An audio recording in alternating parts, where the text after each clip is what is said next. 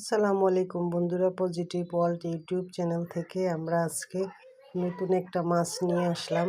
আজকে দুপুরের মেনুতে আমরা রেখেছি আলু দিয়ে সামুদ্রিক মাছ, পোয়া মাছ।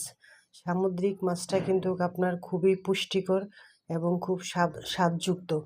আপনারা এই রোজার সময় চেষ্টা করবেন দেশি মাছগুলি হলে ভালো, আর না হলে সামুদ্রিক মাছগুলি খাবেন। কারণ দেশি মাছের মধ্যে যারা চাষ করে তারা কিন্তু অনেক ধরনের কেমিক্যাল ইউজ করে থাকে বা ফরমালিন থাকে মাছের মধ্যে।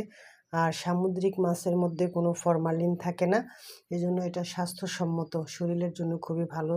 শরীরটা খুব হেলদি থাকবে, টাটকা থাকবে, সুস্থ থাকবে।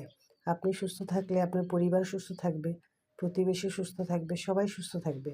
তো সবাইকে আমাদের সতর্কতা অবলম্বন করতে হবে এবং সুস্থ খাবার খেতে হবে। সবাই ভালো থাকবেন এবং ভিডিওটা প্লিজ শেয়ার করে দেবেন। আল্লাহ হাফেজ।